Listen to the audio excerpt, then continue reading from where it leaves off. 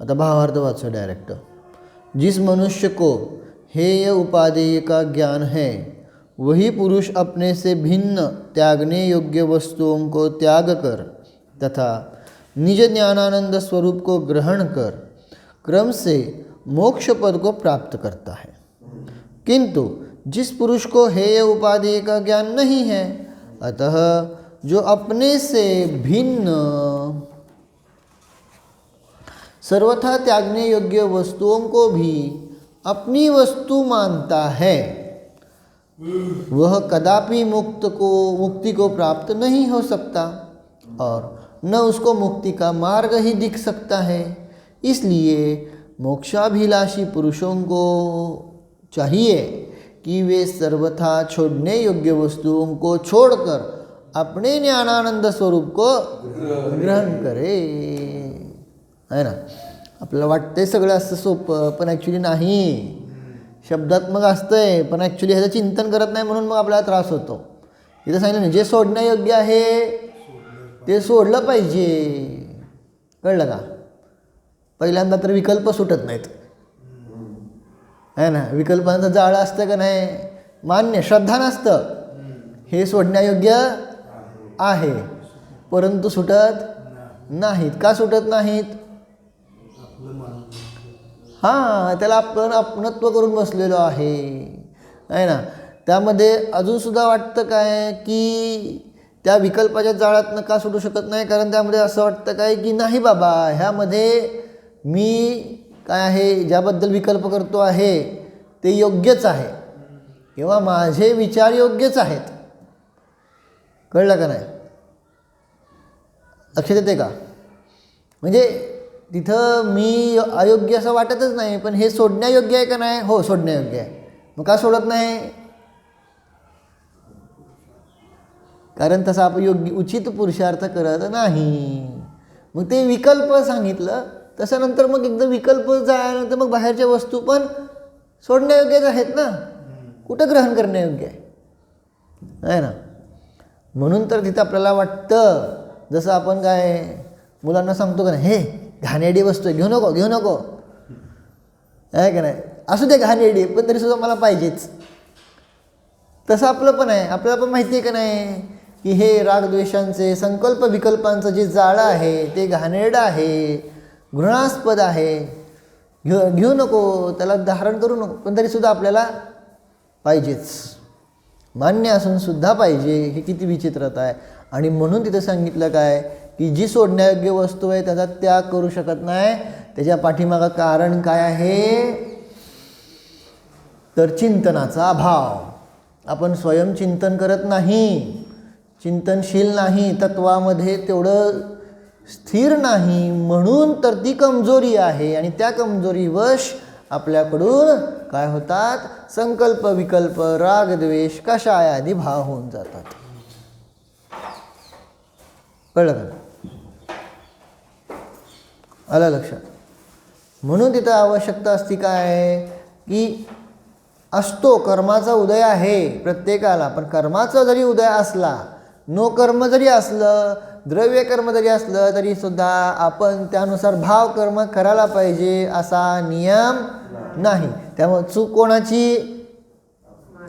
बस, no कर्मावर पण ढकलायचं नाही, द्रव्य कर्मावर पण ढकलायचं नाही। नाहीतर आपण ते अजून शास्त्र शिकून काय म्हणतो, काय माझ्या पापाचा उदय चाललाय, असू दे की पापाचा उदय, आम्ही कुठं नाही म्हणतोय, पापाचा उदय असू द्या, पण तुम्ही ते पापाचा उदय म्हणून तसं पाप रूपानं का वेदन करताय? कळलं का काय म्हणतोय ते? पापाचा उदय जरी असला तरी पाप रूपानं वेदन करायचं का नाही हे कुणाच्या हातात आहे, है ना। ते वेदन का करताय? ठीक आहे, क्रोध कर्माचा उदय आहे, ठीक आहे, नो कर्म काय, काहीतरी क्रोध उत्पन्न करण्यासारखा काहीतरी नो कर्म प्रसंग आलेला आहे आणि क्रोध येणार, ठीक आहे। द्रव्य कर्माचा उदय आहे का नाही? आलेला आहे। चिडण्याचे तर खूप भाव आहेत, पण चिडलं पाहिजे, भाव कर्म करायचं का नाही ह्याची स्वतंत्रता सदैव आपल्या हातात आहे। कधीच म्हणायचं नाही काय ते नो कर्म वाईट आहे, किंवा माझ्या द्रव्यकर्माचा उदय आहे त्यामुळं मी कमजोर पडलो नाही. ते कमजोर पडला म्हणजे आपलं तत्त्वचिंतन नाही आहे ना, आपलं आपल्यामध्ये काय नाही आहे, म्हणजे काय म्हणतात ना, त्या रूपाने तेवढं आपण मजबूत झालो नाही अशी स्वतःचीच चूक मान्य करा. त्यामुळं माझ्याकडनं भावकर्म झाले. भावकर्म समजते ना? हां, आणि ते भावकर्मच आपण बघत नाही. द्रव्यकर्म तर आपल्याला दिसून येतात, द्रव्य क्रिया दिसून येतात, भावक्रिया दिसून येत नाहीत ना. काय म्हणते कळलं का नाही? बाहेरनं चिडलेलं दिसून येत आहे. आता काल सांगितलं ना, प्रतिक्रमण करताना आपल्याला काय दिसतं, मी कुणावर चिडलो त्याचं तुम्ही प्रतिक्रमण करताल, परंतु मी कुणावर चिडलो नाही, पण अंतरंगामध्ये क्रोध उत्पन्न झालेला आहे, तो तर कोणाला दिसलाय का? मग त्याचं प्रतिक्रमण कोण करणार? काय म्हणतोय कळलं का नाही? पॉईंट समजते का? हां, म्हणजे जे प्रगट दोष दिसत आहेत त्यांचं आता जर सांगितलं, काल आपण सांगितलं ना, भावप्रतिक्रमण करताना क्रोध, मान, माया, लोभ, पंचेंद्रियापासून पंचेंद्रियापर्यंत ज्या जीवांची हिंसा, विरान आपण सांगितलं का नाही, त्याचं एक दृश्य आपल्या डोळ्यापुढे आणत जावा आणि त्यांचं प्रतिक्रमण करा. मग मी आपलं सहचिंतन झालं की मी तर कुठल्या त्यांचं प्रसंगाचं हे करतोय, जे बाहेर घडलेलं आहे त्या बाह्य क्रियांचं तर करतोय. म्हणजे मी ज्याच्या कोणाला चिडलो किंवा काहीतरी लोभ केला किंवा अहंकार केला, त्या प्रसंगाचं काय करतोय मी, का ते मला डोळ्यापुढे येत आहेत. परंतु असे पण प्रसंग आहेत जिथं मी काही कर्मचेतना केली नाही, परंतु कर्मफल चेतना करून बसलेलो आहे. कळलं आता? कर्मचेतना म्हणजे मी कुठली प्रतिक्रिया दिली नाही, कुठलं रिॲक्शन केलेलं नाही, काही नाही, परंतु मी चिडलो आहे. आणि त्या भावांचं प्रतिक्रमण कोण करणार? पॉईंट समजला का नाही? कारण शेवटी आपण जे भाव करतो आहे तसंच सगळं आपल्याला फळ मिळतं आहे, म्हणून तर वारंवार सांगतात आहे ना. हे सोडायला सांगितलं नाही, सोडा सोडा सोडा. लोकांना काय दिसतं, संयोग सोडा संयोग सोडा.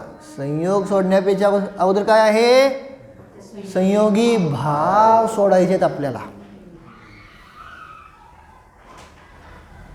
आणि ते दोन्ही रूपाने आहेत बरं का, फक्त प्रेम रूपाने नाही, राग रूपाने नाही, द्वेष रूपाने पण संयोगी भाव आहे की नाही?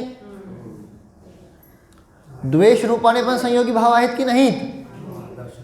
हां हां, शत्रू, माझा शत्रू, शत्रू तर म्हणताय आणि त्याला काय नाव देत आहे, माझा. आलं की नाही संयोगी राहा? हां, माझ्याशीच ईर्ष्या करतात, माझं त्यांचं पटत नाही बरं का. हे न केल्या प्रकारे शेवटी तिथं माझा शब्द येतोय की नाही, मी, माझं, आमचं. कळलं का नाही? हे सगळे जे आहेत ना, प्रथम पुरुष लावतोय का नाही, प्रथम पुरुष. काल सांगितलं होतं का नाही, प्रथम पुरुष, फर्स्ट पर्सन. कळतं का नाही? संसारातल्या ह्या सगळ्या गोष्टीमध्ये लावतोय, तिथं आहेत संयोगी भाव. आणि आपल्याला वाटतं काय, मी त्यांच्याशी द्वेष केला म्हणजे मला पुढच्या भावात ते भेटणार नाहीत का? मी त्यांच्यावर चिडतोय म्हणजे ते मला पुढच्या भावात भेटणार नाहीत का? आणि तुम्हाला परत पुढच्या भावात तसा संयोग पाहिजे असेल तर करा. मग काय म्हणतो, नको बाबा, इथं भेटला वर भेटू नका, परत भेटू नका. समजतं ना काय अभिप्राय? प्रत्मानुगाच्या गोष्टीतनं पण तेच दिसतंय ना. का वारंवार वारंवार वारंवार जर तुम्ही बघितला, पार्श्वनाथ आणि कमठाचा जीव वारंवार वारंवार एकमेकांशी का भिडतायत? नारायण प्रति नारायण वारंवार वारंवार एकमेकांशीच का भिडतायत? कळतं का तुम्हाला? श्रेणिका राजा जो आहे, जो मृत्यूला प्राप्त झाला आहे ना, कोणाच्या कारणामुळं? पुत्रमोहामुळं. मग तो पुत्रमोह सुद्धा म्हणजे तो पुत्र ते का संयोग झाला, तो संयोग का झाला. मागच्या भावामध्ये ते मुनी होते माहिती आहे ना, आणि मग ती गोष्ट माहिती आहे का नाही. मागच्या भावामध्ये ते मुनी होते, 3 वेळा उपवास पडला. गोष्ट विसरून जात आहे काय, काय सांगायला लागल. अमोल भैया गोष्ट आहे की माहिती का नाही, नाही का सांगतो की मग असं म्हणत जा मागे, पण लक्षात ठेवा, विसरू नका. थोडक्यात गोष्ट सांगतो. एक मुनिराज होते, त्यांनी 1 महिन्याचा उपवास केला होता, कळलं का. मास उपवासी. अनेक महिन्यानंतर जंगलात राहत होते. जंगलातनं झाल्यानंतर आले 1 महिन्यानंतर गावामध्ये, राज्यामध्ये, समजतंय का नाही. मग राज्यात येत असताना काय असं असतं, पूर्ण राज्याची सीमा असते, तिथं नगराची वेस असते माहिती आहे का नाही, दरवाजाची आहे ना. इथं आपल्याला आता काय राहिलं नाही तसलं, पण पूर्वीच्याला हे सगळं असायचं.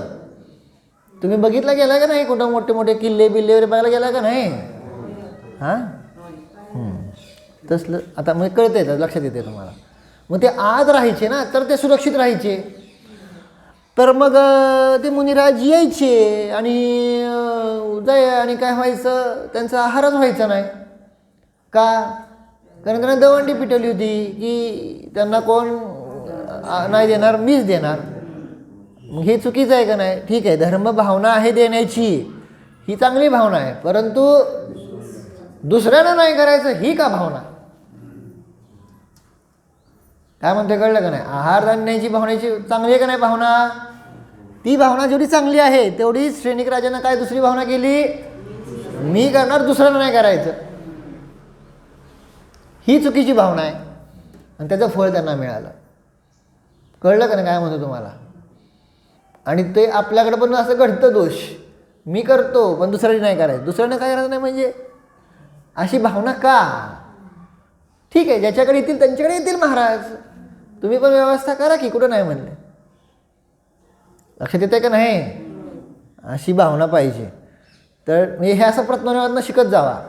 तर मग काय झालं, मग ते विसरून जायचे, काय ना काय प्रसंग घडायचे, त्यामध्ये विसरून जायचे. मग असं एकदा झालं, फास्ट सांगतो बरं का, ते आलं आहे सगळं, ते काय प्रसंग घडायचे ते. एकदा काय झालं, हां आक्रमण नाही, एकदा काय हे जळलं काहीतरी, कुठलं तरी घर वगैरे, तिकडं लक्ष होतं. एकदा पुत्रप्राप्ती झाली, त्यात ते विसरून गेला. असं काय तर 3 घटना घडल्या ते. मग असं ते किती वेळा झालं, म्हणजे त्यांना किती उपवास पडले, 3 महिने आहे ना. अर्थात ते रोजच्या रोज पण उठू शकत होते, पण त्यांच्या प्रतिज्ञा होत्या मासोपवास, म्हणजे 1 महिन्याला उठवायचं म्हणून, आहे का ना. आता गप्प ह्यातनं कितीतरी शिकण्यासारखं आहे, म्हणून म्हणतो ना की प्रतमानुक नुसतं वाचायचं नाही, शिकण्यासारखं. मग आता काय झालं, 3 महिने ज्यांनी आहार सहन केला, आहार न घेता उपवास सहन केला 3 महिने, समजते का, चेष्टा नाही आहे. हां आपल्याला 3 दिवस सहन होत नाहीत, त्रैला आठवत आहे ना. तर 3 महिने उपवास पडलाय. मग आता आणि हे 3ही वेळा तसं घडलं. आणि जेव्हा 3रा वेळा पण असं घडल्यानंतर त्यांनी मग चालले होते जंगलात, तरीसुद्धा कशाय नाही बरं का, तरीसुद्धा कोणाबद्दलही कशाय नाहीत, पण ते चक्कर येऊन पडले कुठं, नगराची जी वेस होती ना तिथं. तिथं मग जे काय होते ना, द्वारपाल म्हणा, लोक काय असेल रे, मग ते पडल्यानंतर लोकांनी पण काय केलं, तिथं बोलले कसला राजा आहे, स्वतः पण करत नाही आणि आम्हाला पण करून देत नाही, बास, एवढे शब्द त्यांच्या कानावर पडले. कळलं का. आता आता काय झालं आहे ना, क्रोध, ईर्ष्या, ईर्ष्या नाही, क्रोध, द्वेष इतका तीव्र झाला, त्यात त्यांचं मरण झालं. आणि त्या सैनिक राजाच्या पोटी पुत्र म्हणून जन्माला आले. परंतु आता काय सुरू झालं, आता मी म्हणू ना तुम्हाला, द्वेष केला तरी सुद्धा संयोग सुटला नाही. कितीतरी ह्या गोष्टीतनं तर एक शिकायला पाहिजे पहिल्यांदा तर, की एवढं 3 महिने तुम्ही सहन करता, पण सामान्य शब्द नाही सहन करू शकले. कळतं का ना, कर्माचा उदय कसं गडबड होती. आपल्याला काय वाटतं, दिसून येतं काय राव, एवढं तुम्ही सहन केलं आहे, एवढं म्हणजे कळतंय का नाही. पण आणि असं घडतं, चांगल्या चांगल्या ज्ञानी जीवाच्या बाबतीत सुद्धा घडू शकतं. म्हणून तर सांगतात की हे आपण कमजोर पडतोय. कळलं का नाही. तत्वचिंतनाला स्वतःचं आपण अवलोकन करायला पाहिजे त्यासाठी, आहे ना. मग ते किरकोळ गोष्टीवरून कसं समजलं. मग आता ती कषायांची धारा सुरू झाली आणि त्या कषायांच्या निमित्तात वास्तविक तर साधू होते का नाही. दीक्षा घेतली म्हणल्यानंतर त्यांनी कुठं जायला पाहिजे होतं, देवगतीमध्ये. गेले कुठं, म्हणजे काय झाले, कर्मभूमीतनं मनुष्यातनं मनुष्य झाले. म्हणजे काय झाले, मिथ्यात्वाने गेले का नाही. बघा कसं नुकसान होत आहे ना. हे असं एक एक अनुयोग आपण जर नीट लावले ना, आहे ना. म्हणून ते तिथं सांगितलं की एवढीच केलेली साधना सुद्धा वाया जाते. त्यासाठी सांगितलं शेवटचा समय खूप महत्त्वाचा, आणि तो दुसऱ्यावर डिपेंड नाही बरं का. आत्ता सांगतोय तो सगळा आपल्या हातात आहे. फक्त आपलं काय असते, बाहेरची लोक असते ती घ्या घ्या घ्या घ्या सल्ले ना. अरे पण त्याला घ्यायचे भाव आहेत का नाही बघा की. तुम्ही आपलं दाखवायला काय जर जात असाल, कळलं का नाही. प्रत्येकाला दाखवायचं असते शेवटी, किंवा तुमची भावना पण असेल, पण त्याच्यात भावना पाहिजे का नको. ती स्वतः आतून ती भावना आली पाहिजे, संलेखना मला घ्यायची आहे. समजलं का नाही. आतून त्या क्षपकाला झाली पाहिजे भावना की मला समाधी मरण साधायचं आहे वगैरे, जे काही व्रतादी घ्यायचे ते. हे आपण जोर जबरदस्ती नाही. हे संस्कार करा, संस्काराबद्दलचा विरोध नाही, परंतु त्याच्यामध्ये भाव उत्पन्न करायचे प्रयत्न करा, आहे ना. परंतु जे होणार आहे ते स्वतः व्हायला पाहिजे, तर ती खरी समाधी मरण चांगलं होईल. कारण स्वतःचा डिसिजन घेतल्यानंतर आपल्याला काय होतं, काहीतरी संकटाद्वारे सहन करू शकतो का नाही. आणि आपण दुसऱ्याचं ऐकून डिसिजन घेतलं तर संसारात विचारतोय. समजा आपण दुसऱ्याचं ऐकून डिसिजन घेतलं आणि काही प्रतिकूलता उत्पन्न झाली, कुणाला नावं ठेवतो. म्हणून सांगतोय की समाधीच्या वेळेस पण तेच प्रॉब्लेम होतो. हो ग, तुम्ही आपला ऐकून तरी घ्यायचं चुकीचं डिसिजन घेतलं तर मग ते संलग्न नाही पार, आणि कशा जर उत्पन्न होत राहिले तर. कळलं का नाही. म्हणून त्यासाठी गरज काय आहे, स्वतःचं डिसिजन. हां, त्यांना ते डिसिजन घेण्यासाठी प्रेरणा करा, संस्कार करा, इथंपर्यंत ठीक आहे. कळलं का नाही काय म्हणतोय ते. परंतु त्याचे डिसिजन त्यांनाच घेऊ द्या, आहे ना. तर मग काय विषय चालला होता, तर त्यांना शेवटी आहे ना कसं घसरले. आणि हे म्हणून सांगतो की शेवट चांगला होण्यासाठी आपलं हे आयुष्यभराचे प्रयत्न चालू आहेत, आहे ना. सांगितलं होतं का नाही आपल्याला शेवट चांगला व्हावा ह्यासाठी काय करा, काय करावं सांगितलं तुम्हाला. शेवट चांगला व्हावा त्यासाठी काहीतरी सांगितलं होतं.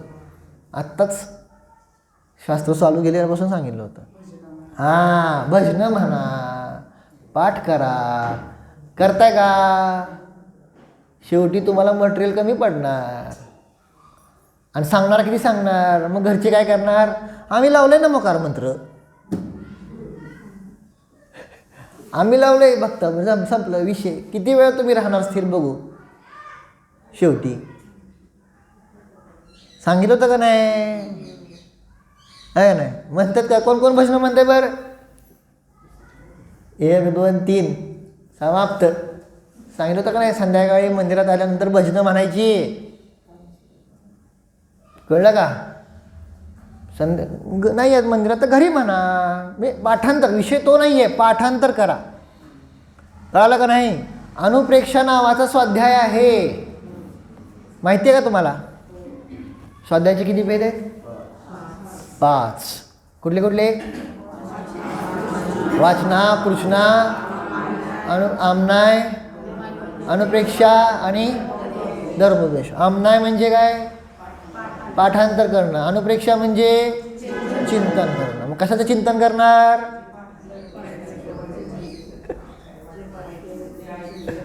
समजलं का नाही. जे ऐकलेलं आहे, जे पाठ केलेलं आहे, समजलं का नाही, जे वाचलेलं आहे त्याचं चिंतन करणार का नाही. म्हणून आमनाय, अनुप्रेक्षा हे गरजेचं आहे. म्हणून सांगितलं तर पाठांतर करा. तुम्हाला जे आवडते ते पाठ करा, असं काय आमचं म्हणणं नाही हेच पाठ करा. भजनं सोपं सांगितलं होतं, त्यातनं भावभाषण होत आहे. संस्कृत करायचं असेल तर करा संस्कृत पाठ. सांगितलं तत्वार सूत्र पाठ करा. किती जणांचं पाठ आहे तत्वार सूत्र?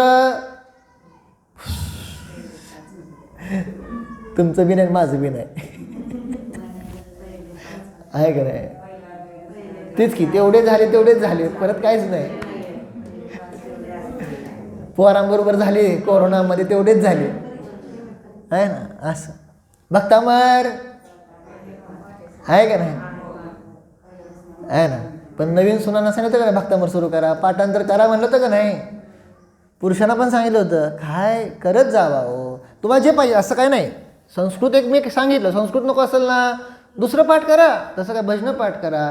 आता माझा एक सारखा विचार चालला होता, आपण जर विचारतो का नाही काय नेमिनाथ भगवान कुठनं मोक्षाला गेले आहे का नाही? आणि काय बरं हे आदिनाथ भगवान आणि अजितनाथ भगवान ते सगळ्याचं एकच उत्तर देत आहे का नाही? पण संमेशिखरजीवरचं कुठलं कूट?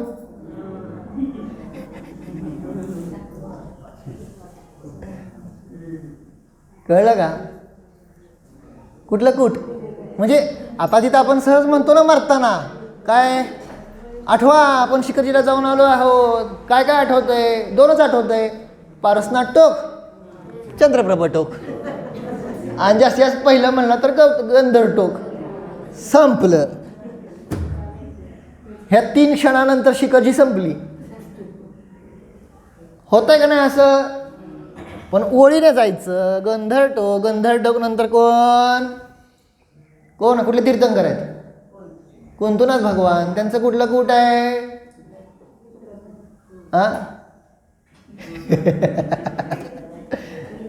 आहे ना ज्ञानधर कूट असावं. मी त्यासाठी ते काय केलं माझं स्वतःचं पाठ व्हावं म्हणूनच मी ते भजन बनवलं. कळलं का नाही? आणि यूट्यूबवर टाकलं आणि आपलं ऐकत बसायचं येता जाता वगैरे. कळालं का नाही? यूट्यूबवर सोडलेलं आहे, तुम्ही बघितलं नसेल तर बघा. बघण्यापेक्षा ऐका. बघायला ठीक आहे ते बाकीच्या, पण महत्त्वाचं काय आहे चिंतन. कळलं का नाही? आमनाय होत नाही. आणि मग आपलं येता जाता वगैरे लावायला पाहिजे का नको? सांगितलं तर ना घरात स्वयंपाक करताना लावा जावा सांगितलं तर का नाही? स्वयंपाक करता का नाही? काय विचारतोय? हां मग स्वयंपाक करताना काय लावता? भांडणं लावतो फक्त बाकी काय करताय दुसरं? पोराला काय तर बोलायचं, पुरीला काय तर बोलायचं, नवऱ्याला काय तर म्हणायचं, सासूला काय तर म्हणायचं, सासऱ्याला काय तर म्हणायचं. काय चालू असते? एक सामान्य सांगतोय हो आपलं. मी कोणाचं कशाला काय वैयक्तिक सांगू? वैयक्तिक पैसा पण मला विचारायला लागलं घरात काय चालते. तर सांगायचा अभिप्राय स्वयंपाक करत असताना सांगितलं होतं का नाही? काय करा? काहीतरी लावा. भक्तामर लावा, भजनं लावा, काहीतरी लावत जावा. आहे का नाही? वातावरण जरा काय राहतंय आहे ना तेवढंच जरा सकाळचं चांगलं राहतंय का नाही? मग संस्कार होतात ते सांगितलं होतं. आणि ते मग ज्यांनी खाल्लेलं आहे त्यांना पण थोडेसे संस्कार होणार. भले ते आज मंदिरात येत नसतील, स्वाध्याला येत नसतील, किंवा स्वाध्याला जरी येत असेल तरी सुद्धा अजून तेवढा उत्साह पाहिजे, तेवढा नसेल. कळलं का नाही? ते होईल सगळं आहे ना, सगळं होईल. पण त्यासाठी काय आवश्यकता आहे? हां म्हणून तिथं सांगितलं की ते संस्कार गरजेचे आहेत आणि ते उपयोगी पडतील. आणि तुम्हाला अंत्यसमयी जेवढं जास्त मटेरियल असेल, मटेरियल समजतंय का नाही, तेवढं तुमचं कल्याण असेल. आणि ते मटेरियल म्हणजे काय आहे? तेच संस्कार आहेत. भले ते शब्द इथे विसरून जाचाल, काय म्हणते कळलं का? पण संस्कार नाही जाणार. आणि संस्काराचं नावच आहे की ज्याला वारंवार वारंवार वारंवार वारंवार आमनाय केला जातो का नाही, त्याचं नाव संस्कार आहे. आणि आपली इच्छा काय असते? नाही पोरांवर संस्कार झाले पाहिजेत. पोरांवर होतील, पण आपलं बघा की आता आपली लाकडं तर लवकर जाणार आहेत. समजतंय का नाही? पॉईंट समजतंय का नाही? त्यामुळं पाठांतर वय जरी झालं तरी सुद्धा पाठांतर. आणि त्यासाठी तुम्हाला आदर्श होते. कोण होते बरं? वय झालं तरी सुद्धा पाठांतर नाही सोडलं. असं कोण होऊन गेले? हां सांगा, घाबरतं कशासाठी? कोठाडिया सर. अहो त्यांनी किती वय होतं त्यांचं, तर त्यांनी किती ग्रंथ पाठांतर, त्यांची रिटायरमेंट झाल्यानंतर पाठांतर धर्माला लागलेत आणि पाठांतर करत होते. समजतंय का नाही? म्हणजे असं करत जावा, त्यांचं बघून मग सगळ्यांनी पाठांतर करायला पाहिजे. हो ते उपयोगी आहे, कुठलं पाहिजे ते करा, तसं काही नियम नाही, पण पाठांतर आवश्यक आहे. कळलं का नाही? मग मला सांगा तुम्ही कुठलं पाठांतर सुरू केलं ते. हां नाहीतर तुम्ही नुसतं ऐकताय, मी काय फुकटचं सांगत बसू काय? जे काय असेल ते. मग आम्ही भक्तांवर केलं आहे, आम्ही आता तत्वार सूत्र केलं आहे, आम्ही आता काय हे भजन सुरू केलेलं आहे, आम्ही आता काहीतरी निर्वाण कांड सुरू केलं आहे, आलोचना पाठांतर करतोय, नाहीतर काय 24 तीर्थंकरांची टोक, 24 तीर्थंकरांची लांछन पाठ आहेत का? 24 तीर्थंकरांची लांछन पाठ आहेत का विचारतोय. हां हां लांछन गीत आता फोडायचं नाही, फक्त हात वर करायचा. मला बघू द्या. अनंतनाथ तीर्थंकरांचं चिन्ह कुठलं? अनंतनाथ तीर्थंकरांचं चिन्ह फोडायचं नाही म्हणणार रे, त्याला गप बस बाय काय काय बघा. मग अनंतनाथांचं कूट कुठलं सांगा म्हणलं तर? अनंतनाथांचं चिन्ह सांगताय, कूट सांगा म्हणलं तर फोडू नका. मला थांबा की मला बघू तर दे की किती जणांचं चिन्ह येते. ती प्रॉब्लेम आहे ना, आपल्या तीर्थंकरांचे चिन्ह ओळखू शकत नाही. त्यावर गोष्ट काढली माहिती आहे ना, 2050 काय घटना घडल जर आपण आपल्या पोरांना पाठशाळेत नाही पाठवलं तर पोरं आपले भगवानच ओळखणार नाहीत. अशी गोष्ट काढली, खूप जुनी गोष्ट आहे ती, 4 वर्षापूर्वी काढली आहे ना. सांगायचा अभिप्राय, उद्देश काय आहे? चिन्ह. समजतं नाही? कुठल्या चिन्हावरनं तीर्थंकर ओळखू शकत नाहीत, हे वाईट आहे का नाही? आहे ना, खूपच वाईट. मग तसं आता टोक, आता तुम्हाला टार्गेट दिलं आहे ना, तर असं अभिप्राय एवढा. ठीक आहे, गोष्ट राहिली की आपल्या अर्धवटच. वेळ वेळ वेळ वेळ वेळ तर काय होत गेलं? संयोगी भाव.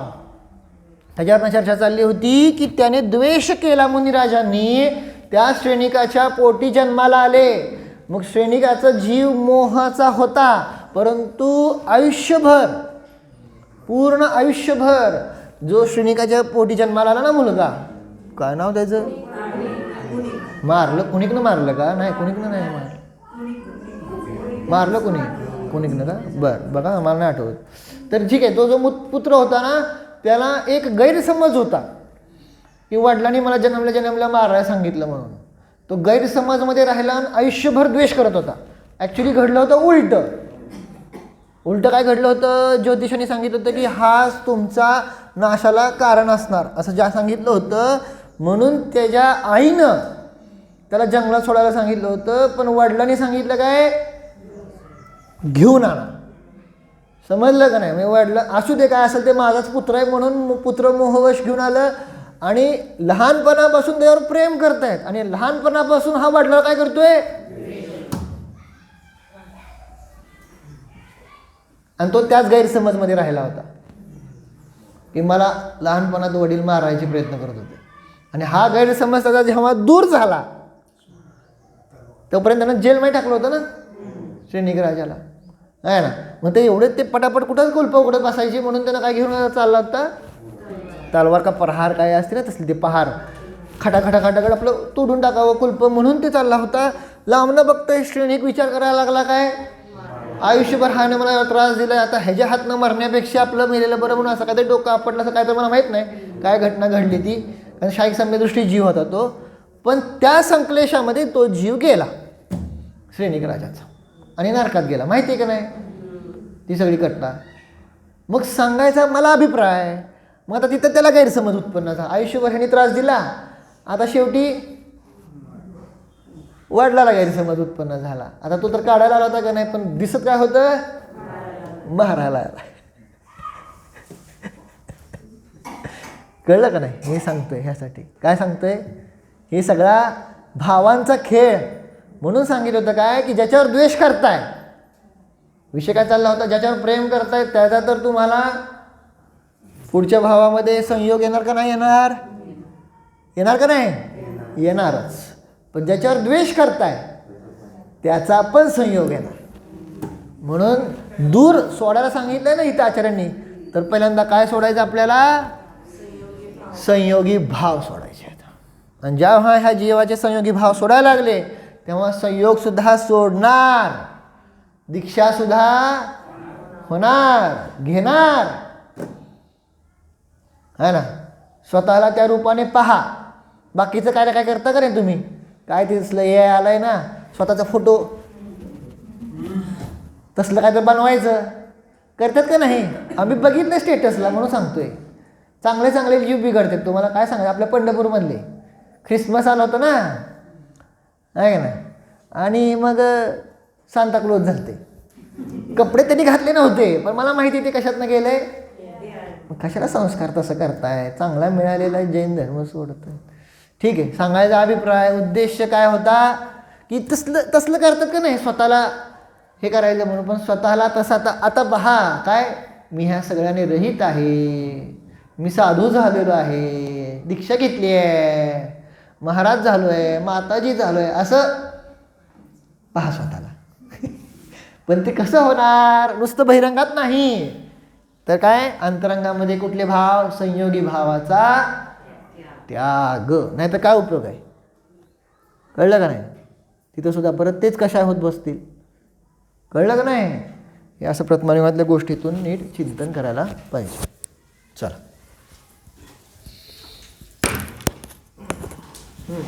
14 मार्गानं